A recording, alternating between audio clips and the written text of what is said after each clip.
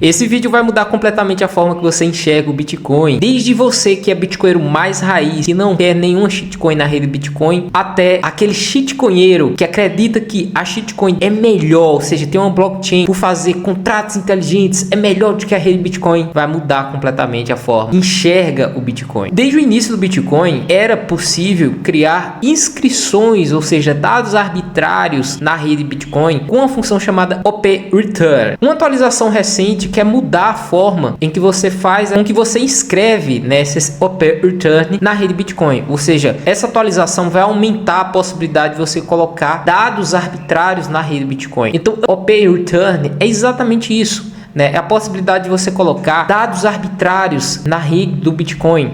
Nesse vídeo a gente vai falar sobre os ordinals que se utilizam desses OP Returns, também dos runes, tornam os BRC20s uma forma mais eficiente de você transacionar esses dados arbitrários. O grande problema de você não ter, tokens como stablecoins mais eficientes, como por exemplo rede Ethereum ou por exemplo, outras shitcoins, é basicamente a falta de contratos inteligentes na rede Bitcoin. Mas com o aumento desses dados arbitrários na rede Bitcoin, é possível pensar em soluções, em trazer contratos inteligentes para a rede Bitcoin, facilitando a entrada de RWAs, como por exemplo stablecoins para a rede Bitcoin, e assim não tornando mais necessário a utilização de blockchains de shitcoin.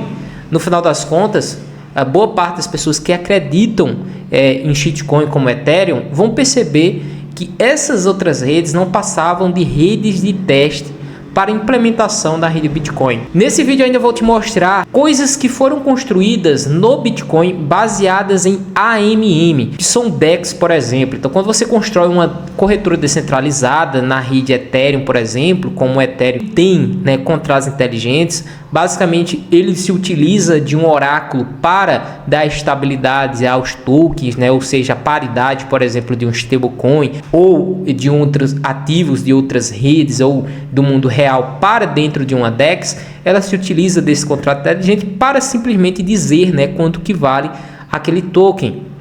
Ou seja, era possível cada pessoa criar pools de liquidez, pulsinhas de liquidez com 2 ativos, e a partir daí existia a negociação. No Bitcoin, as DEX no Bitcoin é um pouquinho diferente. Como não se tem esses contratos inteligentes, é necessário basear em AMM, que significa ordens de compra e ordens de venda, Então, a partir dessa lei de oferta e demanda, você tem o preço do ativo. Então, se torna mais difícil de você se utilizar de RWAs, que são ativos do mundo real, ou, por exemplo, os stablecoins dentro da rede Bitcoin. Então, as DEX que se utilizam hoje em dia de ordinals com BRC20 e as próprias runes, eles se utilizam desses AMMs, ou seja, ordens de compra e venda. Algumas corretoras DEX já utilizam runes, que é uma forma de BRC20, inscrições per return, com maior eficiência.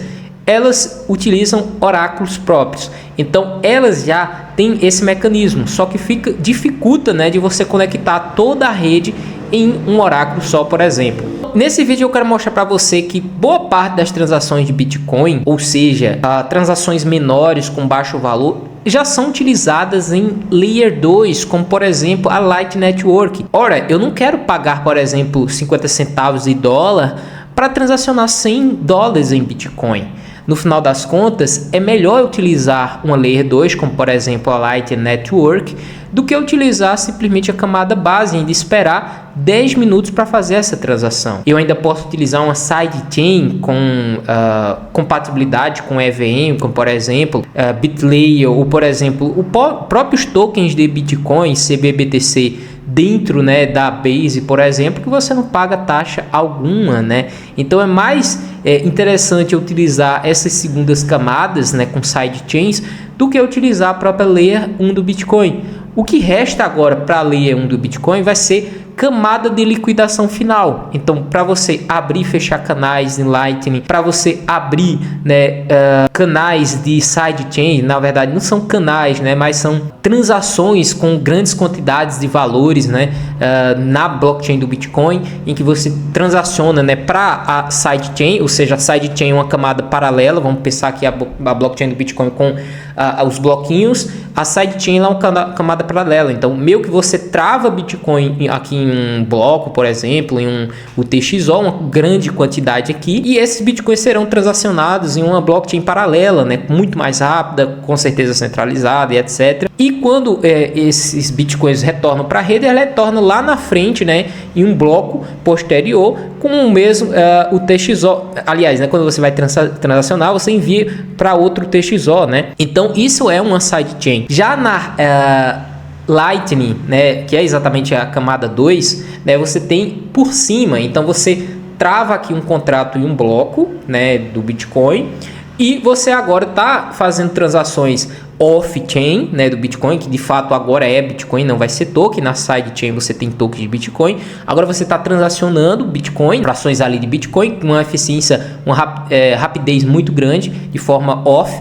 E depois você firma o mesmo contrato na blockchain do Bitcoin, dizendo que os saldos das carteiras agora são X. Então, por exemplo, eu fiz um contrato com outra carteira Bitcoin, e agora a gente vai transacionar várias vezes. Por exemplo, eu tenho $100 e enviei $50 para outro que eu tenho um contrato com ele aberto. Aí ele me enviou de volta depois $20.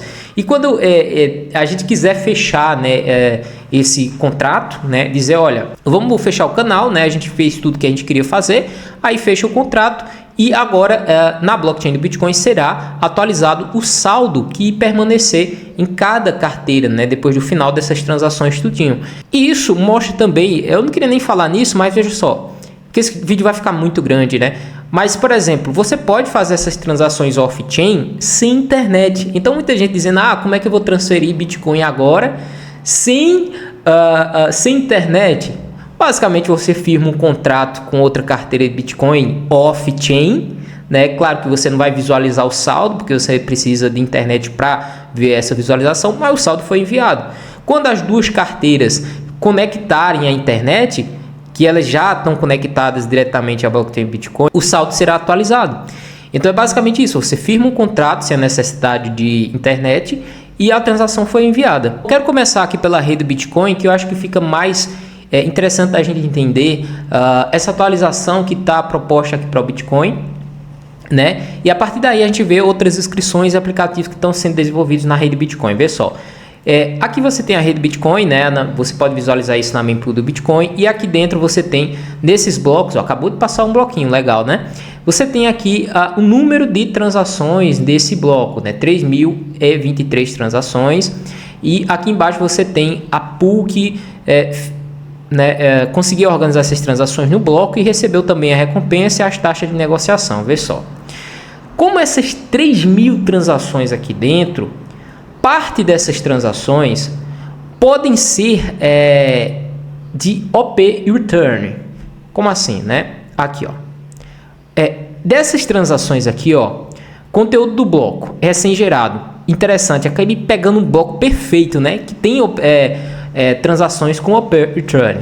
Então você tem aqui a quantidade de Bitcoin nessa carteira, por exemplo, né?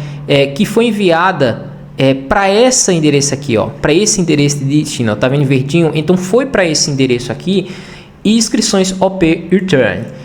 Como funciona esse OP Return? Esse OP Return dá a possibilidade de você fazer inscrições arbitrárias dentro da blockchain do Bitcoin.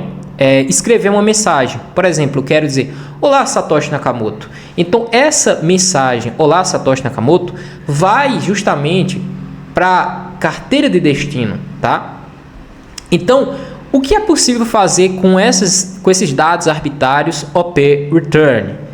Atualmente é possível fazer o que a gente chama de inscrições ordinals, que essas inscrições ordinals podem ser imagens. Deixa eu clicar em um aqui que tem uma imagem, ó, pode ser uma imagem, tá? Pode ser um BRC20, pode ser um Runes. Esse Runes é quase uma derivação da RC20, só que ela é um pouquinho mais eficiente, tá? Aí se a gente comparar aqui os blocos do Bitcoin, né? Veja que 146 transações dessas 3.000 transações desse bloco já são ordinals. já são inscrições upper return. E se a gente voltar um pouquinho mais para trás, já tem transações com mais de 1.000 inscrições ordinal. Eu vou clicar aqui para vocês terem uma ideia. Vê só, tanto com inscrições imagens, as que ordinals não, né? Mas veja que boa parte dessas transações, tá? A gente pode até colocar aqui entre 20% dessas transações aqui já são transações ordinals, né? Ou seja, ordinals com dados arbitrários na blockchain do Bitcoin. E não só é possível fazer isso, mas se você vir aqui em inscrições, a gente já consegue fazer programabilidade com esses dados arbitrários. Eu posso fazer um vídeo específico sobre isso, tá? Mas porque aqui vai demorar um pouquinho, tá? Você faz aqui dito código, né? E todas as inscrições elas podem ser conectadas, enfim. Mas por que a gente não tem uma eficiência tão grande nesses RC20, como por exemplo criar stablecoins aqui na rede Bitcoin? Como eu falei para vocês, é necessário um contrato inteligente para que você tenha uma estabilidade do token e afinal de contas também você tem um limite desses BRC20. Por exemplo, eu vou clicar aqui em até runes que são mais eficientes, né? Você tem aqui um certo limite, né? Então, ó, corrente supply, né? Então você tem aqui as inscrições, né, que tem desse bloco. Se a gente clicar aqui, ó, em BRC20, eu acho que fica mais claro. Então, por exemplo, aqui esse token ORD, né, ele tem um limite. Então ele tem um limite de 21 milhões de unidades, tá aqui, né? Esse token SAVM, né, também um limite, né, de 21 milhões de unidades. Então você tem um limite. Já a stablecoin, né, se você quiser ter um stablecoin, não tem limite, né? Aí precisamos desses smart contracts, né? Aí o que me chamou a atenção foi isso daqui, ó, novo, né? Ou seja, Alkans. Esses Alkans, o que são esses Alkans? São uma possibilidade, tá? Deixa eu vir aqui, ó, no início eu dei uma pesquisadinha nisso, olha só. É uma camada de aplicação construída diretamente no Bitcoin, onde indivíduos ou equipes podem implementar contratos inteligentes na Layer 1. Acabou. Então, se você tem a possibilidade agora de implementar contratos inteligentes na blockchain principal do Bitcoin, isso torna possível você criar aplicativos descentralizados como Uniswap, Aave, entre outros, na própria blockchain, que se conectam diretamente à blockchain do Bitcoin, né? Isso vai permitir você ter stablecoins, DEX com mais eficiência, baseados em pools de liquidez e contratos inteligentes, programáveis, né? Muito mais programáveis. Eu também quero mostrar para vocês aplicativos que são baseados nos tokens atualmente do Bitcoin, como por exemplo esse Liquidium. Esse Liquidium é algo parecido com, por exemplo, a Aave, tá? Eles já estão colocando aqui shitcoin. Então, por exemplo, eu vou conectar aqui uma carteira, eu vou conectar aqui essa Unisat, só para você ter uma ideia aqui de como funciona, tá? Eu acho que não está abrindo porque está um pouquinho pesado aqui porque eu estou gravando. Enfim, você conecta a sua carteira e aqui você tem, ó, Borrow e Lend, como a Aave, né? Só que isso daqui não é baseado, de fato, baseado em contratos inteligentes. Ele é baseado no próprio oráculo do aplicativo e baseado em AMM, né? Deixa eu ver se eu consigo conectar aqui. Tá muito pesado aqui, enfim. Então você pode colocar aqui Lend, né? Ou seja, como a Aave, né? Emprestar os seus ativos para rendimento. Como você pode também tomar o empréstimo, Borrow, né? Então é exatamente isso, e provavelmente ele vai utilizar o oráculo aqui do próprio aplicativo. Ou como, por exemplo, fazer uma troca, swap, né? Ou seja, isso aqui ele já está meio que agregando algumas DEX baseadas em AMM. Então, quero trocar Bitcoin para Liquidium, né? Esse token aqui, ou eu posso escolher outra shitcoin aqui, ó. Por exemplo, o DOG, né? O pessoal gosta muito dessa shitcoin, 0.001. Olha só. Aqui ele vai fornecer, por exemplo, aqui eu preciso conectar, ó, Dot Swap, né? Ele está dizendo que na Dot Swap, que é uma DEX baseada em AMM, já está mais barato. Deixa eu ver se ele mostra outros aqui, ó. Na Dot Swap.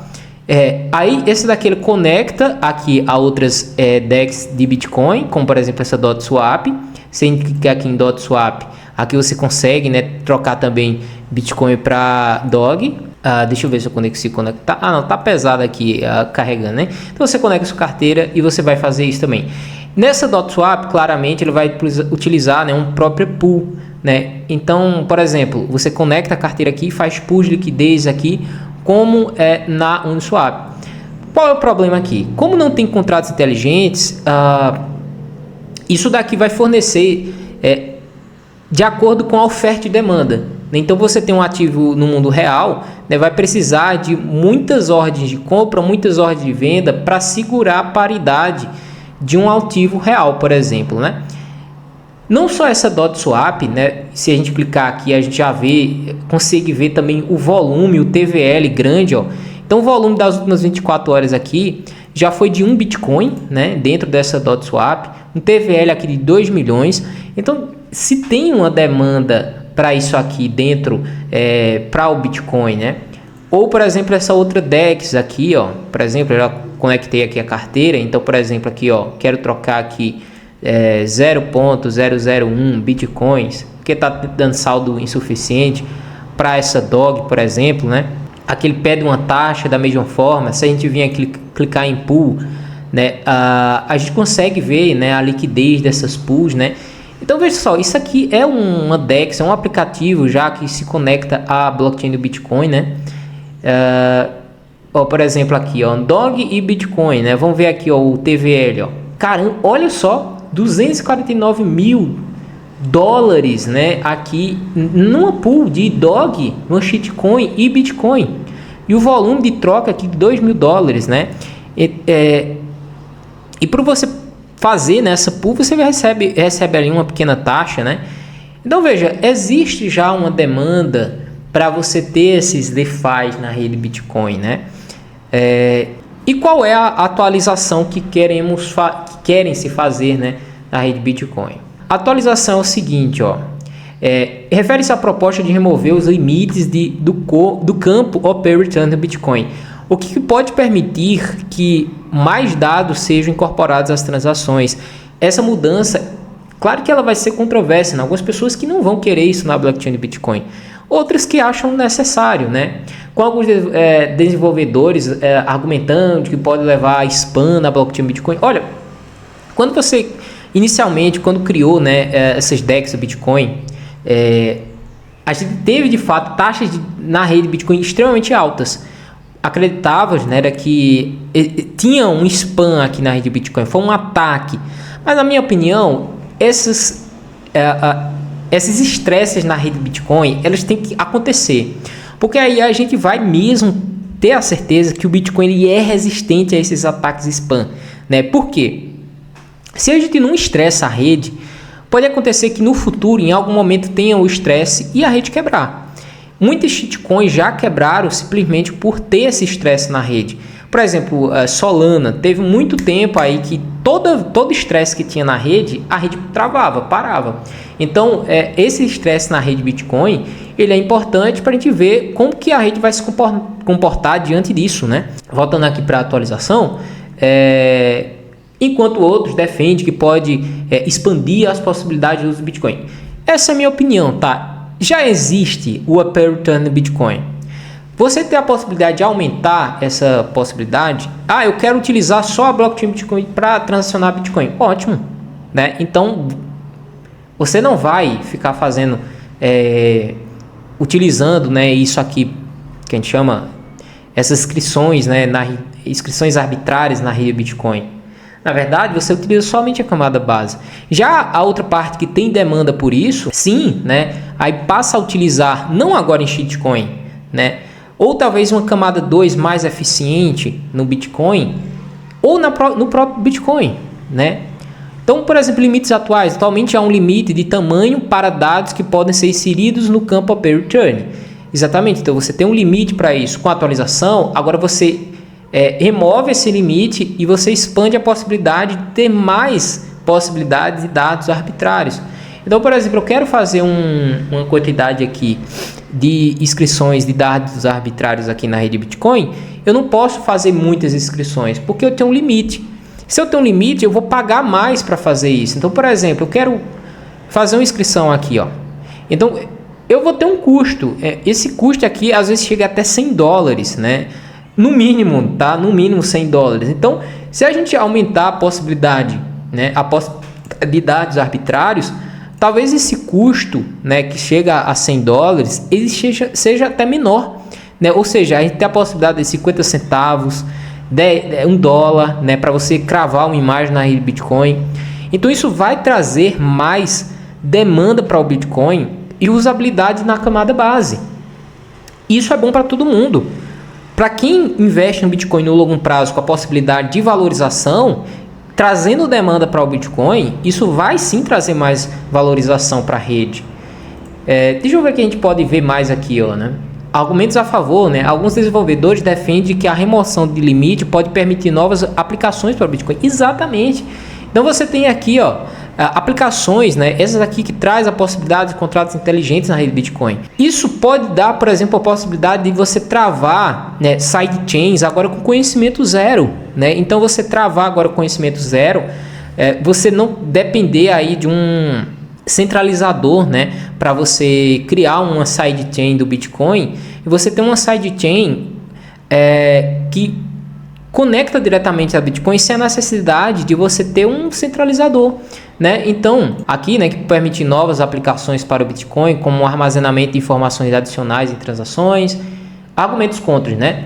Outros, como Luke, né, argumentam que a remoção do limite pode levar a spam na blockchain e comprometer a integridade do Bitcoin.